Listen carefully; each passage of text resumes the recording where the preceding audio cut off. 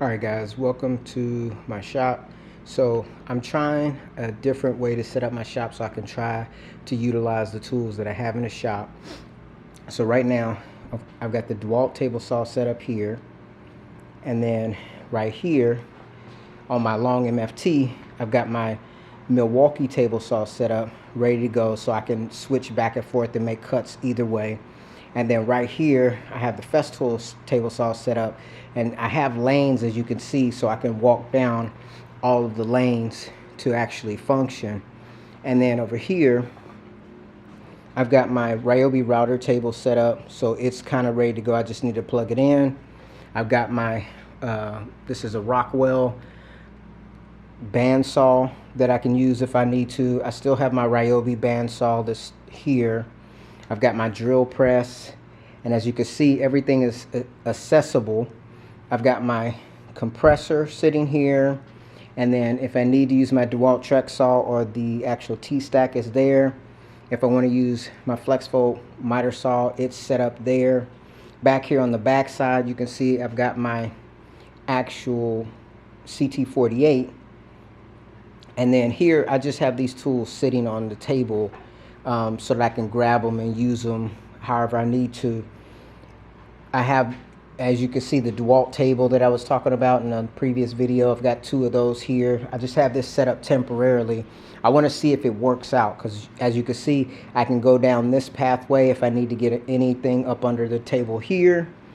I got this pathway to get down to those other tools, and then coming over here, obviously I have a pathway so I could get to under my MFT over there. And then over here to my right, I've got my rigid sander that I can get access to, my Craig Foreman that I can get access to. I can get access to my Rikon jointer. Those tools up on the wall, I can kind of grab those down if I need to, but these are all on wheels, so all of these tools right here are on wheels, so I can move those out of the way if I need to. So here's my two Capexes. They're temporarily on these DeWalt tables. I have 4 of those DeWalt tables, and I'm going to build a wooden stand for now, just so that I can actually roll these and move them around the shop. And I'll probably make some kind of faux wings until I get in a position to get the UG stands. Up here, I've got my nail guns ready to go. I can reach up and grab those. And then obviously I have my regular drill storage here, a bunch of charging. I've got my DeWalt electric planer, my FlexVolt, what is that called? FlexVolt rear handle circular saw. It's kind of like a worm drive style saw. I don't even know why I bought that, but I did. That was when I was thinking about, more construction type stuff. And then I've got my Makita out here. It's ready to go. And then I've got, assortment of some of my DeWalt or my Festool tools out. I got the DF700 ready to go, and my TSV60, TS60, TS55 REB, and this HKC EB saw. And then right here behind me, as you can see underneath there, I got the Mafel dual dialer. On the back side, I have the Zeta P2.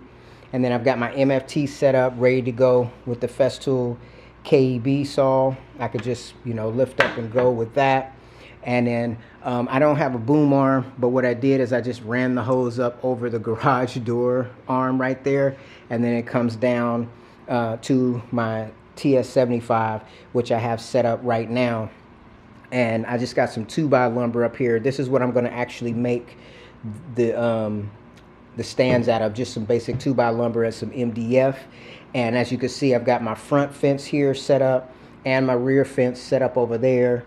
And basically what I want to do is see if this is actually going to be functional for me. I mentioned before I wanted to get the UG stands for both of these miter saws. That's so that I can kind of position them wherever in the shop, or have more of a long-term place for them later. But this shop is going to be modular. It's going to be changing all the time. But right now, I think this is going to at least get me started. This right here is just like some old I don't know, cabinet. I just put a French cleat on it and just threw it up there just to get it up out of the way. These are my automotive tools here. My impact wrenches, ratchets, my right angle impacts are back there. And then up here, I've got a small Milwaukee metal cutting saw, a Milwaukee router up there. And this is just something I made a long time ago. I just threw a French cleat on the back of that. This is just part of my practice, you know, making these French cleats, making this little apparatus here. Obviously, nothing high quality. I'm just tinkering around in the shop trying to get, you know, more familiar with my tools. And then right here, I have just kind of some little storage type of apparatus that I have here. I'm not even 100% sure what's all in there, but that's what I have there. On the back side of the shop, part that I'm not really pointing out is where a lot of my lumber storage is, my rigid shop vac. And then what I want to do is on this side. So right now I have my Milwaukee pack out here. I have to go through it to find out what's all in there and if there's anything in there that I need to get out. Right up here, well, what I want to do along this whole wall here is actually make a table that's attached to the wall where I could store tools underneath, and then like stuff like this router table, this bandsaw, the drill press will kind of sit on top. And I want to make it rugged enough to where I can actually step up on it. Like on one side, I'll probably make a step so that I could get up and get access to all of these tools. Or, you know, if someone else needs to get access to those tools, they could get to them fairly readily. I wanted to use this section here just for lawn equipment when I get around to it, but I have other things to do first. All of those tools that I had that I needed to make French cleats for, they're just in the back of the shop over there. I have to get on that. So I was doing a video on making a French cleat holder for one of my tools, and what ended up happening was I tried to use the Zeta P2, which is down there on that particular build, and I picked a piece of plywood that was a little too thin, so it just kind of ruined the project. It's crazy because I came home from work and I thought I was going to actually get something done, and you know, it ended up just being a waste of time. I mean, I guess it's not a waste of time because I'm learning, but what I was planning on doing was, since I built the one French cleat holder, which is this one right here, I made that one with the Mafel DDF40. What I wanted to do was make the other one with the Zeta P2, and then switch over and make one with the domino, and then switch back and probably make one with pocket holes, and just, you know, so I could give more of my own opinion, or, you know, get more experience for one, and then also, you know, share more of my opinion about what I think about the different brands. As I was telling you before, there's all my DeWalt track saws. There's probably, these are like, yeah, there's like 5 of them there. That's 3 of my Makita track saws. The long 118-inch one is back down there behind the Festool 118-inch track saw. And then these are all my, well, some of my Festool tracks. I have well, actually I have 3 of the FS 1900s. I have 1, 2, 3, 4 of the FS, well, including, yeah, 4 of the FS 1400s, it looks like. I think 2 of these are actually the LR32 rails.